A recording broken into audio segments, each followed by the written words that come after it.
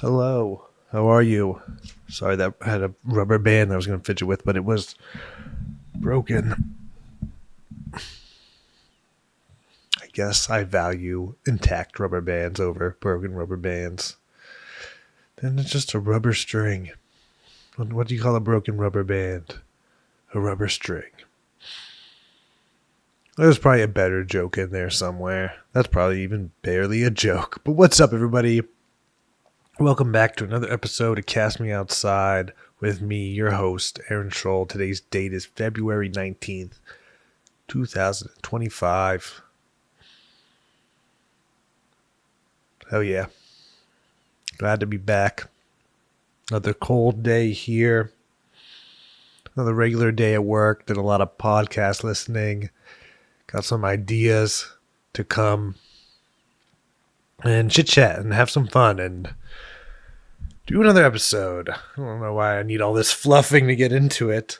So, modern wisdom. I'm on a bit of a modern wisdom kick. I know a theme of this year has been replacing my media.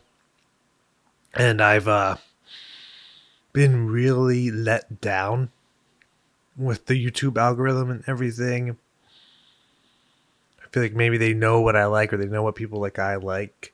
And I'm kind of avoiding, I guess, some of the more junky content.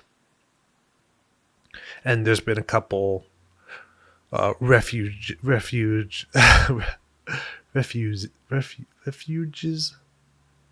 I found refuge in a couple different media sources, and Modern Wisdom has been one of them. And Tom Segura, a super famous stand-up comedian, was on the show.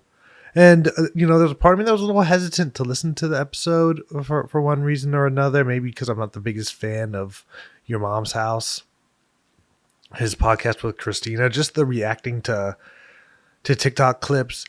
It's something that you kind of have to watch to really enjoy. And podcasts are something that I just listen to, and it's just frustrating having people react to visual clips when you're only listening to something. And it's just like, the people they find to react to are pretty unenriching. I don't know. I don't get a ton of value out of it, but whatever. Who cares what I think about that podcast? Because I really did enjoy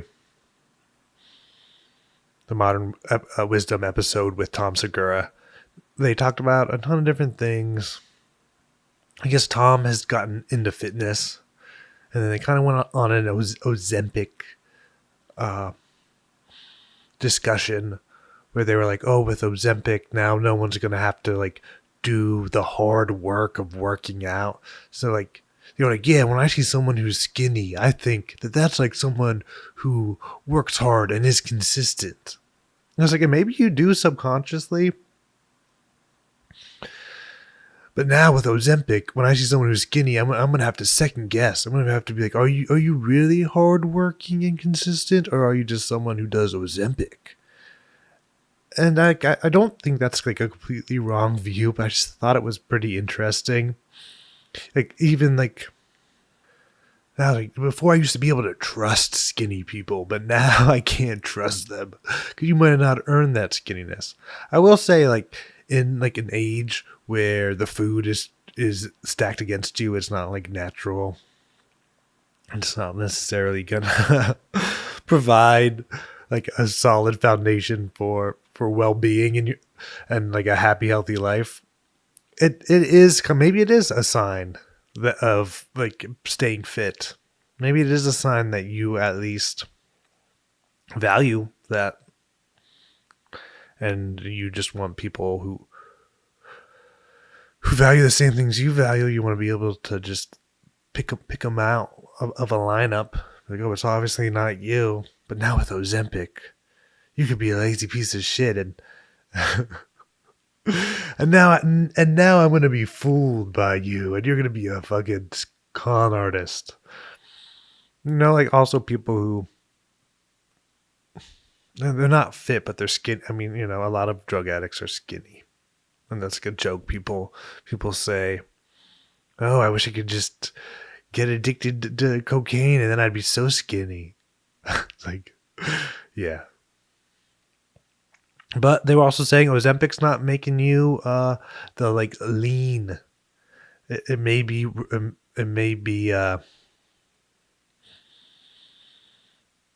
resulting in people losing lean muscle mass.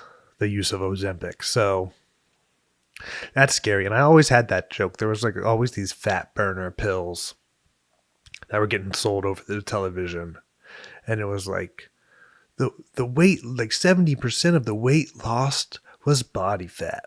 And even as a kid, I always made this joke, and I was like, and the other 30% is spinal fluid. It's like some like it's like the other 30% is gray matter. That's your fucking brain if you weren't using yours. I just thought that was funny. It's like, yeah, we're so excited about all this fat loss. It's like, and what's the other weight loss? It's like not anything important. It was all penis size. It's like, no, we're not going to be able to sell a pill. We can't sell it. We can't release this study. The side effects. We have to forge it. We have to do some junk science to get this product on the market, because if people saw the real science, they're not touching anything that takes away precious inches. It's like, please take my brain instead. Can't we release the product where the other 30% of the weight loss is gray matter? Yeah, I don't know why that struck me. I'm not gonna be able to tell who's a piece of shit anymore. And of course I'm saying it in like the crudest way imaginable for effect, entertainment's sake. But yeah, Ozempic. You know what I also don't really like about Ozempic? Kind of the delivery method. Like as someone who just filled out an entire fucking pill rack, like a week's pill sorter with a week's with really technically only 3 days worth of pills, or 2.5, because of because I'm taking whatever my supplements twice a day. As someone who's like, yeah, who takes a lot of pills, I'm a little weary of the injection. There's a part of me that thinks maybe Ozempic becoming popular, besides like the fact that like the obvious thing is that people want to lose weight and are willing to stab themselves to lose weight. But I also feel like Ozempic is it's normalizing that like delivery method of injecting yourself. Like usually it was like, oh man, you have diabetes. Oh man, you have this condition, disease where you have to inject yourself. But most people on their day-to-day aren't injecting things, and I feel like slowly and surely injecting yourself is just becoming a consumer norm, a way for people to get their products inside of you, a way for people to sell their products. And that's a little creepy to me. I know a lot of people are squeamish of needles. I don't think that's necessarily it. Maybe there's like a little bit of squeamishness. I'm just not squeamish enough to avoid needles. Like if I have to get a shot and stuff, I would. Except for that one. Except for that one time. That's funny. I can suck it up and get a shot. Obviously, I'm not rushing. I'm not rushing in to be first in line. I'm not a hype beast for the new gene therapy they're selling over the counter. But yeah. So let's see. That's like a weird prediction that I have. Is I guess my prediction is there will be more pharmaceutical products that are kind of over the counter and kind of fashionable that are like an injection method, like a regular injection instead of like a pill or liquid. So yeah, so we'll see. That's like that's my prediction. See in the next 5 years if there's 2 or 3 products that rival Ozempic. I don't know what they would do. They'd probably be like hair loss and boner shit. Man problems. Let's talk about these fucking man problems. But yeah, I really enjoyed that episode of Modern Wisdom. Got me motivated to go to the gym. So that's the goal for after this. I'll tell you guys if I did it or not. My goal, which is really crazy, is to go take a cold shower right away, right after this. I go right to the gym and finally do the thing. The thing that they say is the most consistent, natural way to raise testosterone, which is to take a cold shower, do cold exposure, and then do a heavy workout. So, do I have the balls to do that? The balls, the motivation. I'm feeling good. I did a new nsdr. I found a 20-minute one, and this one felt really good. A little bit of fluff, a little bit of plugging at the end, which was annoying. Because, it's like you get so relaxed. And you're like, okay, maybe I'll milk this relaxed stage and not have like the extra input of someone kind of guiding you through like a body scan and a relaxation script. So I'll just have this like, quiet moment with myself. And I was like, no, go to my website, leave a comment, tell me about your first pet you ever had. It's like, I get it. Like you provide something that was cool. It was awesome. I love the video. I'll definitely go back and I'll remember the channel's name. But yeah, it was a good nsdr. It was probably a good length. I'm feeling okay. I did go right back and brew another cup of coffee. Guess we're fucking putting the pedal to the metal and we're flooring it. We're going into overdrive. But yeah, good nsdr.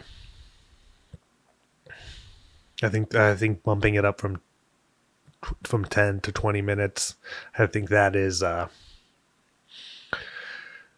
enough. And then I don't get, at least today I was well enough rested or not tired, or not so tired that I went right into a nap afterwards. Did like the littlest bit of yoga yesterday. Okay, did the littlest bit of yoga yesterday, which is huge. Didn't really love that yoga video. I'm a yoga snob now. But still, just to even do one downward dog and is a step in the right direction because I've been feeling stiff and I really don't like it. I've been kind of into this guy. His name is Robert Moore, and I'm kind of like not into him. So he's the guy who wrote Magician Warrior King Magician Warrior Lover, which is a book about male psychology or the male psyche, maybe. I don't know exactly the correct terms, from like a Jungian perspective. And I think it's really cool. And I listened to it a couple weeks ago. I was doing the podcast at the time. Still, they were like, just, it seems so powerful and interesting. But when I'm listening to this guy speak, I'm like not getting anything. And then like a lot of these lectures are from like men group lectures where I think he's just like the top cool guy. So it doesn't seem like he really ever gets anything out. He just kind of goes on these rants and talks about other schools of psychology, and like he kind of like scratches the surface of like some practical information, but he never really breaks down the archetypes in like a kind of a digestible way. It's kind of like, oh, here's like one kind of fact about it that when he says it rings true, sounds cool. I'm like, talk more about that, but he never seems to. So I'm a little frustrated with that. I'm actually going to turn to ChatGPT. I was talking to it. I think I'll do an episode on each one of the King, Warrior, Magician, Lover, all four of them. Just kind of take some time, create a sort of outline with that ChatGPT, kind of read through it, kind of see what I want to add. One, because I think it's super interesting, and two, because it's like the information just doesn't seem well organized. So yeah, so I'm starting to kind of come to the conclusion that maybe this guy is awesome and knows a lot, but just like maybe it's all in his books and it's not in these lectures that are on YouTube, or maybe he kind of got caught up in this like self-help business thing and kind of became just like a figurehead, and he never really actually, he was like, it became a business, and he just kind of enjoyed being the leader, the guy everyone listened to about the Jungian psychology. Because I don't know if it's overrated or if it's just so mysterious that it's never actually translated well. It's so deep that like I don't know. I just can't penetrate it. But it all rings true to me, and I think like having like this archetype of a king or a magician and a lover and a warrior, and kind of being able to see yourself in that, or assess the world and see where maybe these symbols, these like stereotypes are, like these ways of being in the world, apply to this situation. And it's like, okay, now maybe I can use that knowledge, those symbols, those stories to find that piece that I need from that archetype in that moment that I need it. So I think like understanding them is cool. And the second like any of these like Jungians start actually talking about stories and the symbols and what they mean and how it relates to like the individual or whatever, it's so insanely interesting. Like this guy, the Robert Moore, in these lectures, he'll like mention popular movies of the time in passing and how this character represents that. And it's like, oh, that's cool. But then he'll kind of like go off on just stuff that's not like, there's just nothing there for me to do anything with. I don't feel like I just don't feel like I'm getting what I want from it.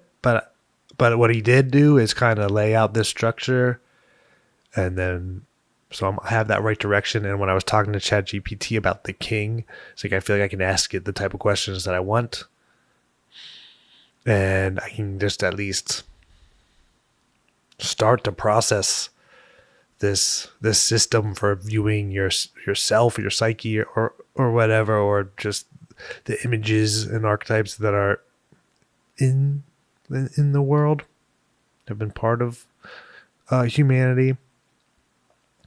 And then I can see, hopefully that'll be a cool little tool, to motivate and get through this thing called life. Can I get an amen? So yeah, I don't know. If you've ever listened to this guy Robert Moore or read King, Warrior, Magician, Lover, I probably always get the order wrong on that, so I apologize. Let me know what you think, because there's a part of me that's thinking that like, I don't know if this guy was just kind of like really into this stuff, but also into like making money and being the center of attention. So maybe he just kind of focused on that, and then just didn't really result. Just didn't really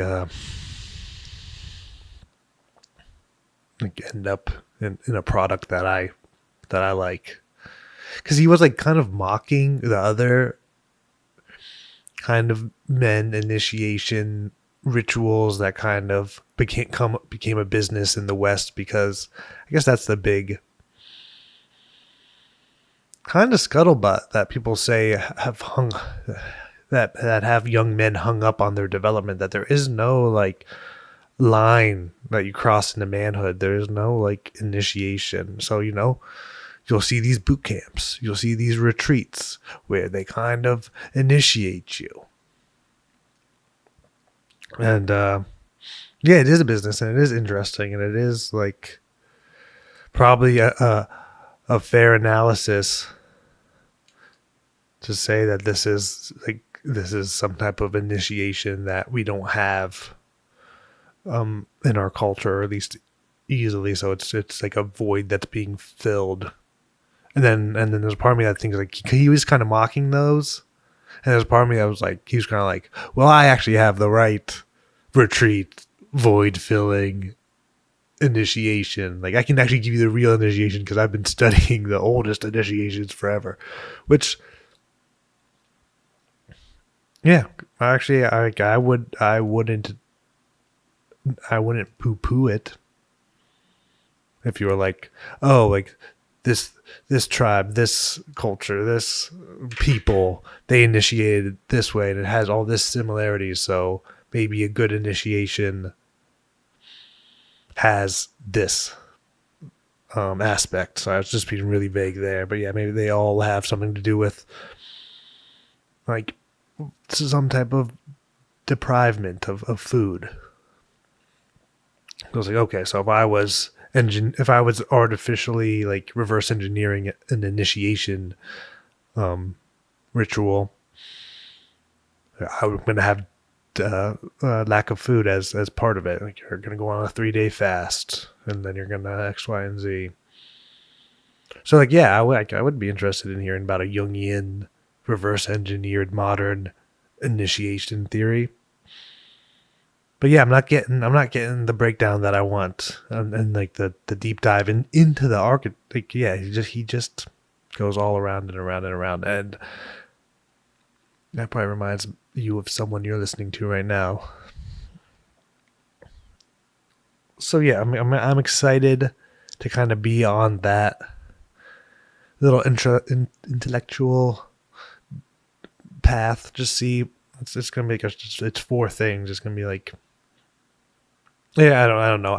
I think ultimately I'm done listening to lectures from him. Yeah, we can go into advice. That sounds perfect. Yeah, advice. My boss still won't give me my 1099 tax form because they think Trump is shutting down the IRS. Guys, isn't the IRS the only department in government that makes money, that brings money in? Why would they ever shut down the only thing that gets them money? Yeah, they're shutting down all the things that get rid of money. Or that money gets leaked all over the place. All of these lists of hundreds of thousands of millions of dollars for Lord knows what, little nudges, little cultural nudges in different countries. That's what they look like to me. That's what they look like to me. I've been true to my word and saying that I'm not like consuming a lot of political stuff. I'll listen to a Joe Rogan and I'll listen to like the Boys Cast, but other than that, it's like pretty much either fiction or nonfiction. It's not current events. But I see some memes here or there, and they talk about the cuts on those shows, so I know a little bit of what's going on. And then it seems like there's a group of people that are like, well, they're also cutting all of this stuff that on paper is good, so that means they're bad, but they're also cutting all of this stuff that is just weird cultural nudges and doesn't make any sense. So it's like, yeah, why do we need to be funding some sort of like liberal arts club interpretive dance in Nigeria? Like, it doesn't make a ton of sense. But like I said, I'm just sort of have like half of my attention on it. Not even half. So who knows? But just tell them to say it's about fucking money. Why would they shut down the only thing that gets that money? It gets the government money. Yeah, maybe they'll restructure yada yada blah blah blah the IRS. But they're still gonna want their money. They're like, oh, he's a billionaire. He doesn't need your money. And I bet you as a billionaire, he thinks I need money more, and money that goes to me, even though I have so much, it's still better than money that goes to you, even though you need so little, even though you get so little. Like, if that makes sense, because he's probably like, I know what to do with money. I can get fucking shit done with money. Like, you have money. What do? You get fatter and stupider. I have money. What do? I go to fucking Mars and invent cars and the internet. So I bet you like it doesn't even register that argument that you have so much money. Why do you need more? It's probably like, yeah, I'm good with it. I make cool shit happen. Like, I'm sorry, you sucked with your money. But I don't know. That was just a little rant I had to myself that I'm getting out in the middle of this advice section. But let's go into the body. I think my little joke that the IRS is the only department that actually makes money. I think there's some truth to that. I've asked them multiple times, and it's been the same answer. I've even asked them how they pay their business taxes, and they told me that they're sovereign citizens. Okay, so they are drinking their own Kool-Aid. Their own Kool-Aid. Kool-Aid. The sovereign citizens. It's like, we've never paid taxes ever, and now we're going to make it so you don't pay taxes. This has to obviously be the first time this guy has worked with these people. Yeah, what do? You're going to have to snitch. And I hate to say it, but these guys are... you should see, like, if they have not paid their taxes, like, to such an extent that there's some type of bounty. Some type of reward. But yeah, maybe you can get some type of bounty for turning in your shitty sovereign citizens. Sorry, sovereign citizen, you're behind bars. You don't take away that citizen's entire sovereignty. That's like you're like just taking away his entire identity. I identify as a free man, judge. She's like, okay, you're free then. You're free to go. I can't stop you. I think I just need a way to find the tax, the business tax ID or something, so I can fill it out on my own. I think I just need a way to find the business ID or something so I can fill it out on my own. Was hoping someone on here could point me in the right direction. Also, this is not rage bait. I am unfortunately 100% serious. Yeah, I mean, dummy's gonna dumb. I guess whoever's in charge, the dummies of whoever in charge, they feel more empowered when they think the people in charge are on their side. I'm sorry. There's no evidence. I don't want to say there's no evidence, but it doesn't read like that to me, that the people in charge are on your side. So I would still keep your sovereignty. Don't swear allegiance. Yeah, dude. Like you think of like a cop having to deal with sovereign citizens. You think of maybe like in passing, maybe you'd have to deal with someone who declares themselves a sovereign citizen, but then like someone who has information that the government's going to want from you and is keeping you from it, information about you that the government's going to want from you and they're keeping it from you. But you understand, you're a sovereign citizen. You exercising your right to be a sovereign citizen is threatening my sovereignty, and like you can't be okay with that. That is nuts. You're gonna have to out crazy them. That's like a little bit of what I was thinking. It's like these people, they're into the sovereign citizen. You gotta hire an actor to make a YouTube video where they rant about how being a sovereign citizen can't impede on other people's sovereignness, even if they are just a regular citizen trying to pay their taxes. And then you can kind of speak to them through their crazy worldview.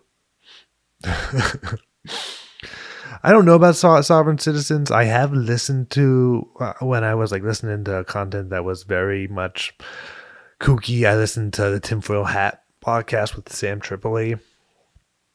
Oh my god, I'm so disappointed in myself. Not that there wasn't like entertaining moments, but still disappointed in myself for listening to that on a weekly basis for a couple months. But he did have a sovereign citizen on, and he was explaining it. And I mean, whatever he was explaining, he was able to do it. It didn't really make any sense, but what he would say when he would talk to people,